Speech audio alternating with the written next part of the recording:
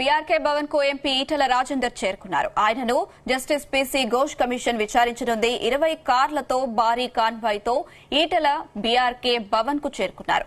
కాళేశ్వరానికి సంబంధించిన పలు పేపర్లను ఈటల తీసుకొచ్చారు. కాళేశ్వరం ప్రాజెక్టు కోసం పనిచేసిన అధికారులను మాత్రమే ఇప్పటిదాకా విచారించింది జస్టిస్ పినాకి చంద్రఘోష్ నేతృత్వంలోని కమిషన్. ఇక ఇప్పుడు రాజకీయ నేతలను ప్రశ్నిస్తోంది. గతంలో నిర్వర్తించిన బాధ్యతలపై ఈటలను ప్రశ్నించనున్నారు.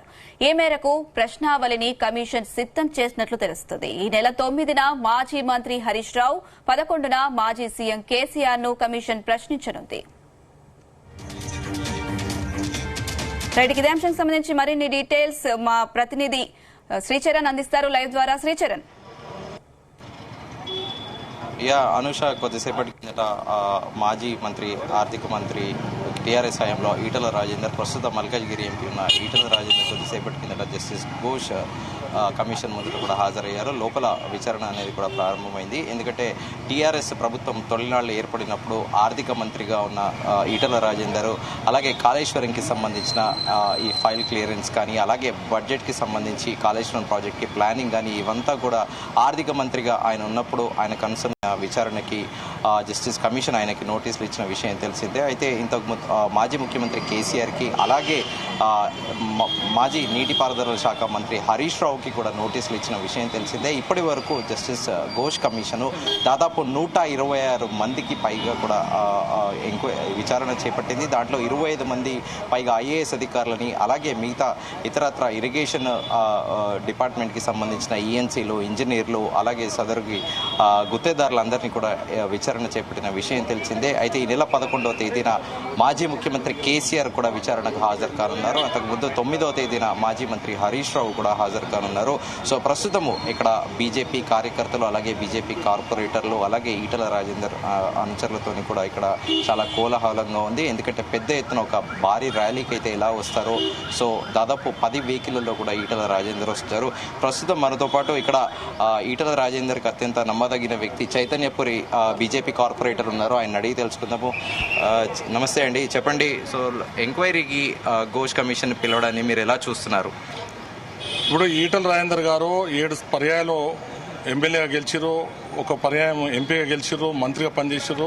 బాధ్యత గల వ్యక్తి కాబట్టి ఏమాత్రం సంకోచించకుండా, సమయం తీసుకోకుండా ఘోష్ గారి కమిషన్ చెప్పిన సమయానికే, చెప్పిన టైంకే హాజరైనారు. ఇది వారికి బాధ్యత, అంటే రాష్ట్రం మీద, రాష్ట్ర ప్రజల మీద ఎలాంటి బాధ్యత ఉందో ఇది చెప్పకనే చెప్తున్నది. ఒకటి. రెండో విషయం ఏంటంటే, ఈ రోజున కాళేశ్వరం ప్రాజెక్టు తీసుకొచ్చింది ఈటల రాజేందర్ గారు కాదు. కాళేశ్వరం ప్రాజెక్టు తీసుకుంది అప్పటి బీఆర్ఎస్ ప్రభుత్వం, టీఆర్ఎస్ ప్రభుత్వం, అప్పటి ముఖ్యమంత్రి కేసీఆర్, కేటీఆర్, అప్పటి అధికారులు. ఆ రోజున ఉన్నటువంటి ప్రభుత్వంలో భాగంగా ఆయన మంత్రిగా పనిచేసినారు కాబట్టి ఈటల రాజేందర్ గారు ఒక బాధ్యత గల మంత్రిగా ప్రవర్తించారు. ఈ రోజున కాంగ్రెస్ పార్టీ కుట్ల బుద్ధితోటి ఈటల రాజేందర్ గారు కాంగ్రెస్ ప్రభుత్వాన్ని ఎక్కడ పడితే అక్కడ ఎండగడుతున్నాడు. హైడ్రా విషయంలో చూసినాం, నెల రోజులు 24 గంటలు. దానికి దీనికి సంబంధం లేదండి. ఇప్పుడు జస్టిస్ ఘోష్ కమిషన్ మాజీ ముఖ్యమంత్రి కేసీఆర్ తో పాటు ఇరిగేషన్ మినిస్టర్ గా ఉన్న హరీష్ రావుని, అలాగే ఫినాన్స్ మినిస్టర్ గా అప్పుడు ఈటల రాజేందర్ గారు ఉన్నారు కాబట్టి దాంట్లో విచారణలో భాగంగానే పిలిచారు. కానీ కాంగ్రెస్ ని, అంటే పొలిటికల్ రైవలరీ ఉండొచ్చు, కానీ అప్పుడున్న విచారణ అనేది కాంగ్రెస్ ప్రభుత్వమే ఇనిషియేట్ చేసింది. కానీ దానికి దీనికి ఏం సంబంధం? మేము అదే చెప్తున్నాను కదా. ఇప్పుడు ఆ రోజున కేబినెట్ లో చాలా మంది మంత్రులు ఉన్నారు కదా, ఒక ఈటల రాజేందర్ గారు లేరు కదా. ఫైనాన్స్ మినిస్టర్ గా ఈయనే ఉండే కదా. ఫైనాన్స్ మినిస్టర్ అంటే ఫైనాన్స్ మినిస్టర్ బాధ్యత ఏముంటది? ముఖ్యమంత్రి ఏదైనా ప్రాజెక్ట్ చేసినప్పుడు దానికి ఫండ్ డైవర్షన్ చేయాలన్నప్పుడు ఫైనాన్స్ మినిస్టర్ ఆయన బాధ్యత, ఆయన విధి కర్తవ్యంలో భాగం. అందుకే కదా ఆయన పిలిచింది జస్టిస్ ఘోష్. అవును, దాంట్లో అక్రమం ఏదైనా ఉంటే మీరు విచారించండి. అందుకనే కదా ఆయన హాజరైనారు. మేము అనేది ఏంటంటే, ఈ కాళేశ్వరం ప్రాజెక్టు రచించింది ఎవరు, డ్రీమ్ ఎవరిది, కట్టింది ఎవరు, దీనిలో ఎవరు పాల్గొన్నారు, ఎవరు అక్రమాలు చేసిండ్రు, అది వెలికి తీయమని అంటున్నాం. మేము రాజకీయ కక్షల భాగం ఎందుకు అంటున్నాం అంటే, ఈ రోజున తెలంగాణ ప్రజల కోసం కొట్లాడుతున్న ఏకైక వ్యక్తి ఈటల రాజేందర్ గారు. ఇప్పుడు ముందు వరుసలో భారతీయ జనతా పార్టీ కిషన్ రెడ్డి గారు, బండి సంజయ్ గారు, ఈటల రాజేందర్ ఇలాంటి వ్యక్తులు కదా కొట్లాడుతున్నది.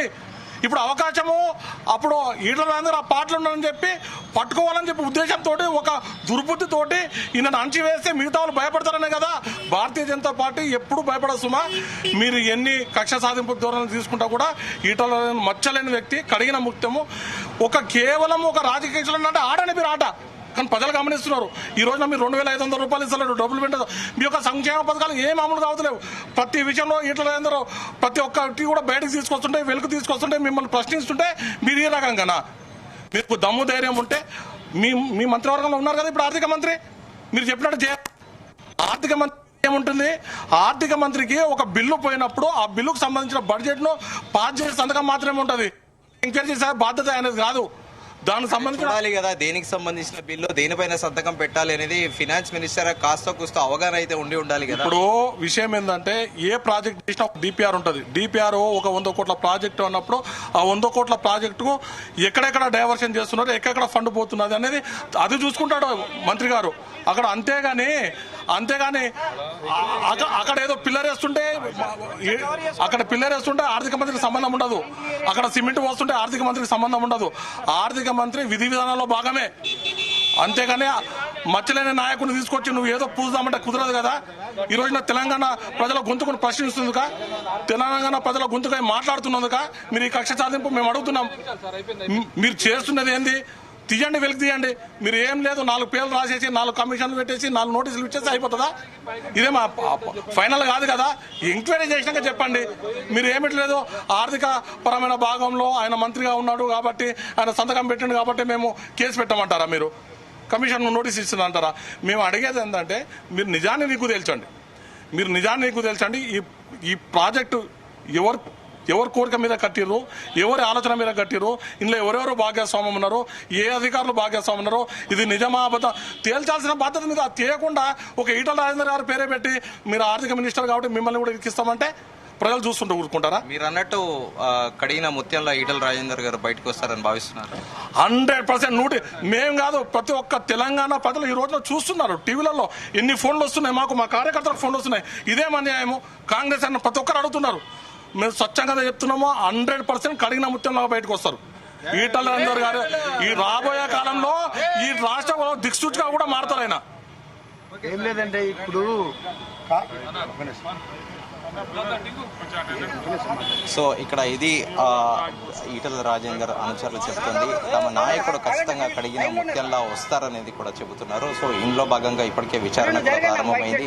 ప్రస్తుతం మనం బీఆర్కే భవన్ దగ్గర ఉన్నది. లోపల ఎంతసేపు తీసుకుంటారో విచారణకు అనేది కూడా మనకి తేలాల్సి ఉంది. సో దాదాపు 20 నిమిషాలకు పైగా అవుతుంది ఈటల రాజేందర్ లోపలికి వెళ్ళి.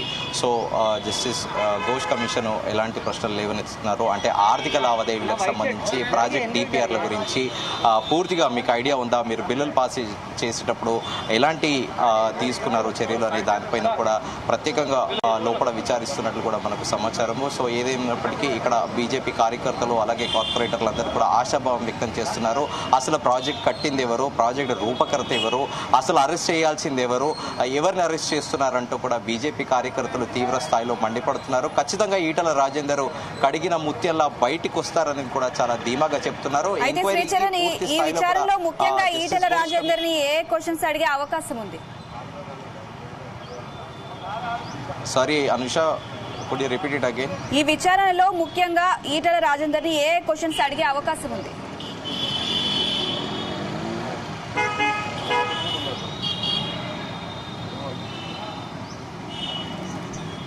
ఎస్ శ్రీచరణ్.